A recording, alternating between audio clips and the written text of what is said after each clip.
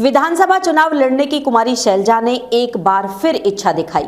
साथ ही कहा कि बाकी पार्टी हाईकमान तय करेगी। उपचुनाव में कांग्रेस उतारेगी तगड़ा उम्मीदवार। लोकसभा चुनाव के लिए हरियाणा की लिस्ट आने में अभी समय बाकी है।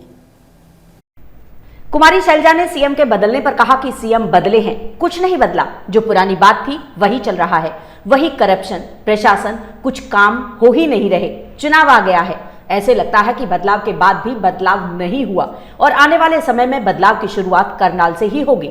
अपने लोकसभा चुनाव लड़ने पर कुमारी शैलजा बोली कि हमारी पार्टी में इसको लेकर अभी कोई चर्चा नहीं हुई है, ना ही कोई फैसला हुआ है और जब हमारी मीटिंग होगी, हाईकमान का जो फैसला होगा उसे हम मानेंगे। मेरी इच्छा विधानसभा चुनाव लड़ने की है, पर हाईकमान का फैसला होगा वो मान्य होगा। अरविंद केजरीवाल की गिरफ्तारी पर बोलते हुए कहा कि अरविंद हमारे गठबंधन का हिस्सा है, जो भी विपक्ष में हो उसके खिलाफ बीजेपी ने अपनी सारी एजेंसी छोड़ रखी है, चाहे ईडी हो, सीबीआई हो। इनका प्रयोग लोकतंत्र को कमजोर करने के लिए दुरुपयोग कर रहा है। बीजेपी का लोकतंत्र में कोई विश्वास नहीं है। करनाल के उपचुनाव पर शैलजा ने कहा कि हम तगड़ा उम्मीदवार मैदान में उतारेंगे।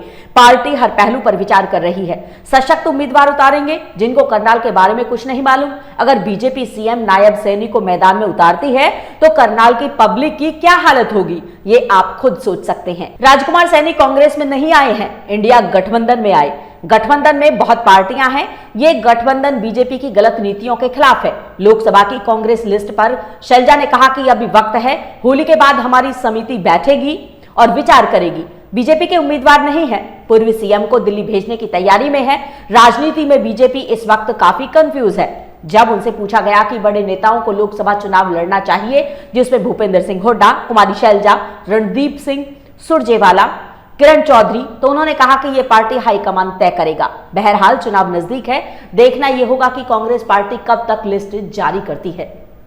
बदले हैं लेकिन कुछ नहीं बदला। यहाँ पर जो पुरानी बात थी वही चल रही है। हम सीएम सिटी में देख रहे हैं कि पहले जो सिस्टम था वही भ्रष्टाचार, प्रशासन, कुछ काम हो नहीं रहे।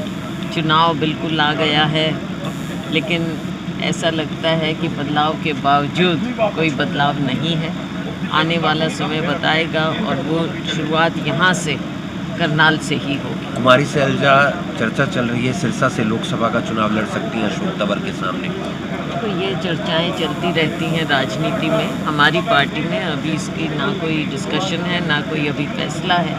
हमारी मीटिंग होंगी, हाईकमान, ये मैं एक बार नहीं बार बार कह चुकी हूँ कि हाईकमान का जो फैसला होगा वो हम मानेंगे इस बार। लेकिन आगे आने वाले समय में विधानसभा का चुनाव है, मेरी इच्छा है मैं विधानसभा चुनाव लड़ूं, लेकिन हाईकमान का फैसला हम सबको मान्य होता है। 10 की 10 सीटों पर, 9 सीटों पर। अरविंद केजरीवाल की गिरफ्तारी किस तरीके से देखते हैं? देखिए, हमारे अलायंस का हिस्सा हैं और जिस प्रकार से आपने देखा कि विपक्ष में कोई भी हो, उनके खिलाफ भारतीय जनता पार्टी सरकार ने अपनी ये सारी एजेंसियां छोड़ रखी हैं, चाहे ईडी है, इनकम टैक्स है, सीबीआई है।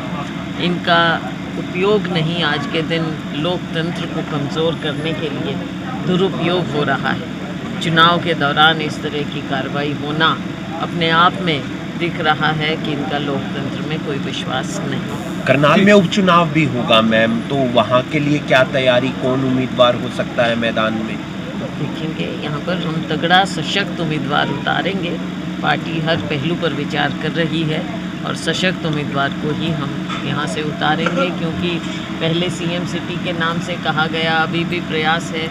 लेकिन जिनको करनाल के बारे में कुछ मालूम ही नहीं है, उनको माननीय मुख्यमंत्री जी को यहाँ से अगर उतारा जाएगा तो आप सोच सकते हैं कि करनाल के लोगों की क्या हालत है। आपको नहीं लगता राजकुमार सैनी का कांग्रेस में आना नुकसान? कांग्रेस में नहीं आए हैं, समर्थन दिया है, इंडिया गठबंधन को समर्थन दिया। गठबंधन में बहुत पार्टियां हैं